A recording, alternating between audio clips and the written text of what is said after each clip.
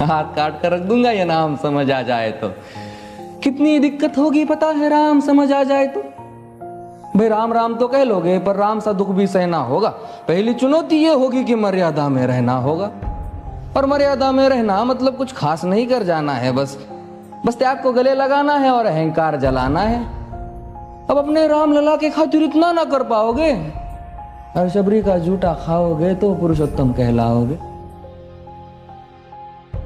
काम क्रोध के भीतर रहकर तुमको शीतल बनना होगा। बुद्ध भी जिसकी इच्छाओं में बैठे वैसा पीपल बनना होगा ये सब कुछ, और वो भी शून्य में रहकर प्यारे।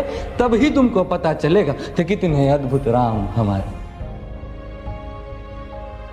सोच रहे हो कौन हूं मैं? चलो बता ही देता हूं।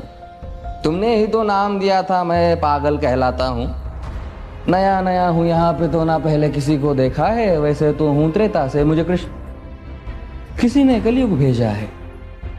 भाई बात वहां तक फैल गई है कि यहाँ कुछ तो मंगल होने को है कि भरत से भारत हुए राज में सुना है राम जी आने को है। बड़े भाग्यशाली हो तुम सब। वहां पे सब यही कहते हैं कि हम तो राम राज्य में रहते थे पर इन सब में राम रहते हैं। यानी तुम सब में राम का अंश छुपा है। मतलब वो तुम में आते हैं रहने। सच है या फिर गलत खबर? अगर सच्ची है तो क्या कहने। तो सबको राम पता ही होगा, घर के बड़ों ने बताया होगा। तो बताओ फिर कि क्या है राम। बताओ फिर कि क्या है राम। बताओ।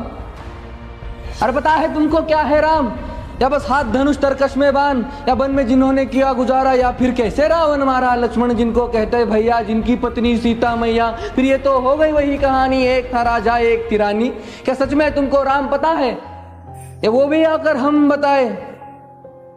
बड़े दिनों से हूं यहाँ पर, सब कुछ देख रहा हूं कब से। प्रभु से मिलने आया था मैं, उन्हें छोड़कर मिला हूं सबसे। एक बात कहूं अगर बुरा ना मानो, नहीं तुम तुरंत ही क्रोधित हो जाते हो। पूरी बात तो सुनते भी नहीं, सीधे घर पर आ जाते हो। ये तुम लोगों के नाम जपो में पहले सा आराम नहीं। ये तुम लोगों के नाम जपो में पहले सा आराम नहीं। इस जबरदस्ती के जय श्री राम में सब कुछ है, बस राम नहीं।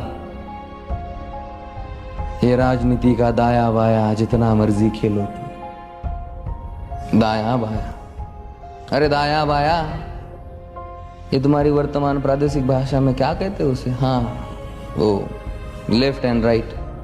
ये राजनीति का दाया बाया जितना मर्जी खेलो तुम चेतावनी को, लेकिन मेरी अपने जहन में डालो तुम। निजी स्वार्थ के खातिर अगर कोई राम नाम को गाता हो तो खबरदार अगर जुर्रत की और मेरे राम को बांटा तो। भारत भू का कवि हूं मैं, तभी निडर हो कहता हूं राम है मेरी हर रचना में। मैं बजरंग में रहता हूं। भारत की नींव है कविताएं और सत्य हमारी बातों में, तभी कलम हमारी तीखी और साहित्य हमारे हाथों में। तो सोच समझ कर राम कहो तुम।